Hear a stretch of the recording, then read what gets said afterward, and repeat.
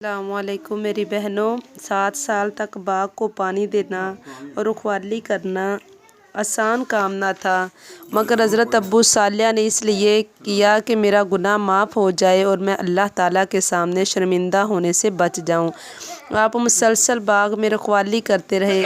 1 साल गुज़र गया, वो साल गुज़र गए, यहाँ तक कि 7 साल गुज़र गए। तो अर्ज़ किया कि बाबा जी अब तो पूरी मुद्दत गुज़र गई है, मुझे माफ़ फरमा दे। ये सुनकर बाबा जी ने कहा, बेटे मेरी एक और शर्त है, अगर वो पूरी कर दी जाए तो तुझे माफ़ी हो जाएगी।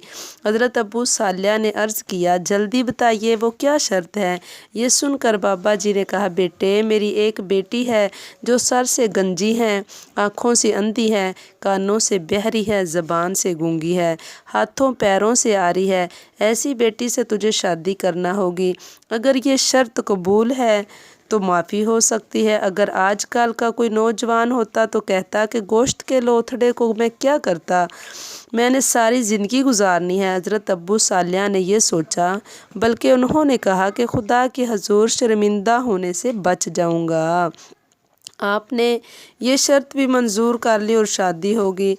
जब आप बीवी के कमरे में तशरीफ़ ले गए और दरवाज़ा खोला तो वो हसीनो जमील औरत थी। ये देखकर वापस आ गए और सारी रात सर्दी में बाग के अंदर गुजार दी। तहज्जुद के वक़्त हज़रत अब्बू अब्दुल्ला सोमी तशरीफ़ लाए और फरमाया, बेटा अब्बू सालिया तुम में बाग में फिरते हो। उन्होंने अर्ज़ किया, हजूर आपने जो सफ़ात मेरी बीवी में बताई थी वो उस औरत में नहीं है, वो तो कोई गैर औरत है।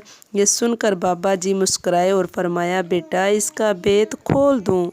सुबहान अल्लाह। इस वीडियो को लाइक करें और ज़्यादा से ज़्यादा शेयर करें और सब्सक्राइब करना ना भूलें।